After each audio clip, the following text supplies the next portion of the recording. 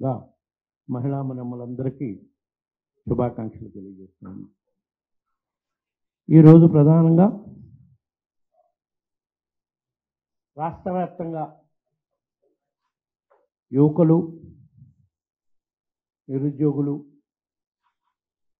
విద్యార్థులు చాలా ఇబ్బందులు ఎదుర్కొంటున్న విషయం రాష్ట్ర వ్యాప్తంగా కూడా మనం అందరం కూడా చూస్తున్నాం. 3 ప్రధాన అంశాల కూటమి ప్రభుత్వం అమలు చేయనందువల్ల ఈ పరిస్థితి ఈరోజు విద్యార్థులకి, యువకులకి మన రాష్ట్ర వ్యాప్తంగా వచ్చింది.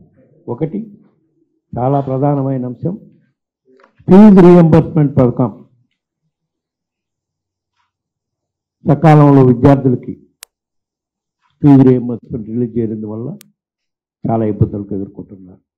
ఇంకో ప్రధాన అంశం, కూటమి ప్రభుత్వం ఎలక్షన్స్కు ముందు నిరుద్యోగ భృతి ఇస్తామని చెప్పి నిరుద్యోగ భృతి ఇవ్వకుండా లక్షలాది మంది నిరుద్యోగ యువకుల్ని మోసం చేసిన పరిస్థితి.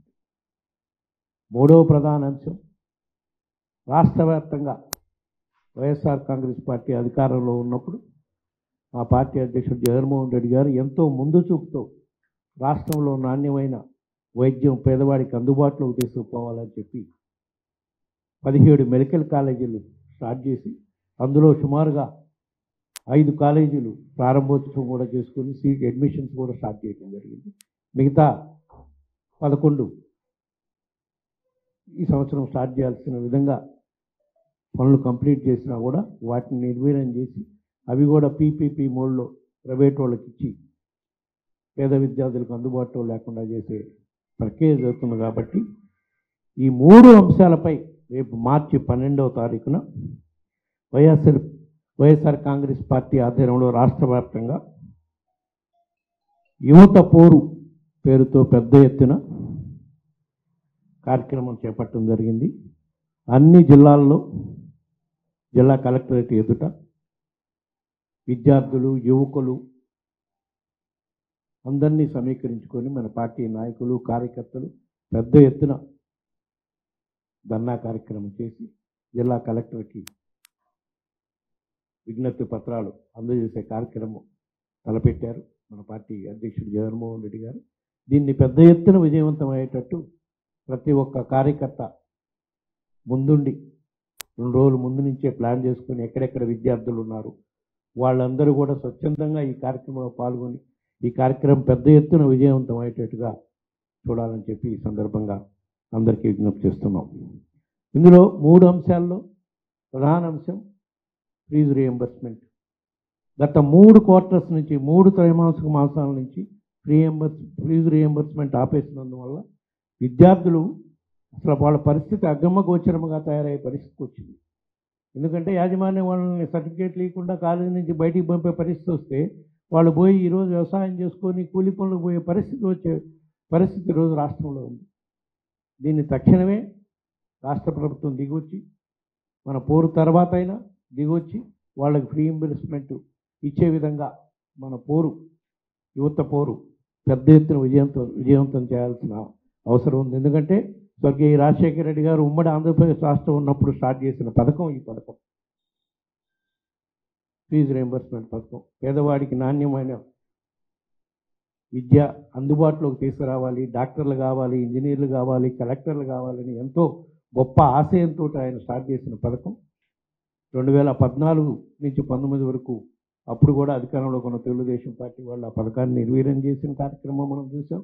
మళ్ళా వైఎస్ఆర్ కాంగ్రెస్ పార్టీ అధికారంలోకి వచ్చినాక స్వర్గీయ రాజశేఖర రెడ్డి గారు ఏ ఆశయంతో అయితే ఫీజు రీయింబర్స్మెంట్ పథకాన్ని స్టార్ట్ చేశారో దాన్ని ఎంతో గొప్పగా 2019 నుంచి 24 వరకు మన పార్టీ అధ్యక్షుడు జగన్మోహన్ రెడ్డి గారి ఆధ్వర్యంలో రాష్ట్ర వ్యాప్తంగా అమలు చేశాం. కాబట్టి ఈరోజు ఎంతోమంది యువకులు ఇంజనీర్లు, డాక్టర్లు అయ్యే పరిస్థితి ఈరోజు రాష్ట్రంలో వచ్చింది అని చెప్పి సందర్భంగా తెలియజేసుకుంటున్నాం. ఇంకో ప్రధాన అంశం ఇందాకనే మనం అనుకున్నాం, యువత పోరులో రేపు 12వ తారీఖు మనం చేపట్టబోయే యువత పోరులో 2వ అంశం నిరుద్యోగ భృతి. కూటమి ప్రభుత్వం అఫ్కోర్స్ 2014లో కూడా చెప్పారు, మళ్ళా 2024లో కూడా చెప్పి నిరుద్యోగ యువకుల్ని ఏ విధంగా మోసం చేశారో, దానివల్ల వాళ్ళు ఎంత నష్టపోతున్నారో అనేది రాష్ట్ర వ్యాప్తంగా నిరుద్యోగ యువకుల్లో చైతన్యం తీసుకురావడం కోసం అప్పుడైనా ఈ ప్రభుత్వం కళ్ళు తెరిచి, ఎందుకంటే ఇప్పటి వరకు పోయిన బడ్జెట్లో పెట్టలేదు, ఇప్పుడు ఈ బడ్జెట్లో కూడా నిరుద్యోగ భృతికి 3,000 రూపాయలు ఇస్తామని చెప్పి వాళ్ళు మేనిఫెస్టోలో చెప్పి ఎల్లో మీడియా రాష్ట్ర వ్యాప్తంగా ఎలక్షన్ల ముందు వదలగొట్టడం జరిగింది. అధికారంలోకి వచ్చి ఇప్పటికి సుమారుగా 10 నెలలు అవుతుంది. ఈ రోజుకి ఎక్కడా కూడా ఒక నిరుద్యోగ భృతి లేదు. అదేవిధంగా ఉద్యోగాలు ఇచ్చే ఆలోచన కూడా అసలు చేసే పరిస్థితి ఈరోజు కూటమి ప్రభుత్వం లేదు. కాబట్టి దీనిపై కూడా పెద్ద ఎత్తున ఉద్యమించాల్సిన అవసరం ఉంది. కాబట్టి ఈ 12వ తారీఖు జరిగే కార్యక్రమంలో ఇది కూడా ఒక ప్రధాన అంశం అని చెప్పి ఈ సందర్భంగా తెలియజేసుకుంటున్నాం. మూడవ ప్రధాన అంశం medical college. YSR Congress party అధికారంలో ఉన్నప్పుడు 2019 నుంచి 24 మధ్యలో పేదవాళ్ళకి నాణ్యమైన వైద్యం, నాణ్యమైన వైద్య విద్య అందుబాటులో చేయాలి అని చెప్పి రాష్ట్ర వ్యాప్తంగా అప్పటి వరకు మనకి కేవలం 11 మెడికల్ కాలేజీలు ఉన్నాయి.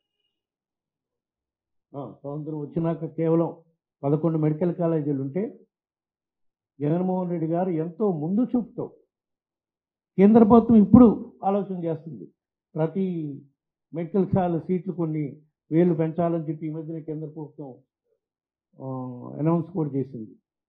బట్ మన పార్టీ అధ్యక్షుడు జగన్మోహన్ రెడ్డి గారు 2019లోనే ఆలోచన చేసి వైద్య రంగంలో విపరీతమైన మార్పులు తీసుకురావాలి. దానికి ప్రధానంగా మనం పేదవాడికి, గిరిజన ప్రాంతాల్లో ఉండే ప్రజలకి, ఎస్సీస్కి, దూర ప్రాంతాల్లో ఉండే వాళ్ళకి నాణ్యమైన వైద్య విద్య అందించడం కోసం 17 మెడికల్ కాలేజీలు స్టార్ట్ చేసి, ఆ మెడికల్ కాలేజీల్లో 5 మెడికల్ కాలేజీలు అడ్మిషన్స్ కూడా అయిపోయి సీట్లు కూడా లాస్ట్ ఇయర్ 1 ఇయర్ కోర్స్ కూడా కంప్లీట్ చేసుకోవడం జరిగింది. మిగతా 11 కూడా ఇప్పుడు ఈ సంవత్సరం ప్రారంభించాల్సి ఉంటే అన్ని సివిల్ పనులు అయిపోయినాయి. కొన్ని హాస్పిటల్స్లో అయితే ఎక్విప్మెంట్ కూడా ఫిక్స్ చేయడం కూడా జరిగింది. ఇటువంటి పరిస్థితుల్లో కూటమి ప్రభుత్వం వాళ్ళ స్వార్థ ప్రయోజనాల కోసం PPP మోడ్ అని పెట్టి అవన్నీ కూడా ప్రైవేటైజ్ చేసే కార్యక్రమం చేస్తున్నారు. దీనివల్ల మన రాష్ట్రంలో ప్రజలు, మరీ ముఖ్యంగా మారుమూల ప్రాంతాల్లో ఉండే ప్రజలు ఈ హాస్పిటల్ ప్రైవేటైజ్ చేయడం వల్ల ఉచితంగా వైద్యం అందుబాటులోకి తేవాలని ఎంతో గొప్ప ఆలోచనతో జగన్మోహన్ రెడ్డి గారు ఈ కార్యక్రమం మొదలుపెట్టారో ఆ కార్యక్రమం నిర్వీర్యమైపోయే పరిస్థితి ఉంది. కాబట్టి ఈ అంశంపై కూడా పెద్ద ఎత్తున రేపు మార్చి 12వ తారీఖు చేయబోయే పోరులో ఈ 3 అంశాలపై పోరుని పెద్ద ఎత్తున విజయవంతమయ్యేటట్టు, మరీ ముఖ్యంగా 3 అంశాలు కూడా విద్యార్థులకి, యువకులకి, పేదలకి సంబంధించిన అంశాలు. కాబట్టి 3 అంశాలను కూడా పెద్ద ఎత్తున ప్రజల్లోకి తీసుకెళ్ళి, ఎందుకంటే ఈరోజు 8వ తారీఖు, ఇంకా కేవలం 4 రోజులు ఉంది. 4 రోజుల్లో కూడా ప్రజల్లోకి తీసుకెళ్ళి మరి కార్యకర్తలను రాష్ట్ర వ్యాప్తంగా యువత పోరు అనే కార్యక్రమం మార్చి 12వ తారీఖు అన్ని జిల్లా హెడ్ క్వార్టర్లో పెద్ద ఎత్తున విజయవంతమైనట్టు చేయాల్సిన అవసరం ఉందని చెప్పి ఈ సందర్భంగా తెలియజేసుకుంటూ, ఇక్కడ ఇంకో ప్రధాన అంశం కూడా మనం గుర్తుంచుకోవాల్సి ఉంది. ఆల్రెడీ మన పార్టీ కార్యకర్తలందరికీ, వైఎస్ఆర్ కుటుంబ సభ్యులందరికీ కూడా గుర్తే ఉంటుంది.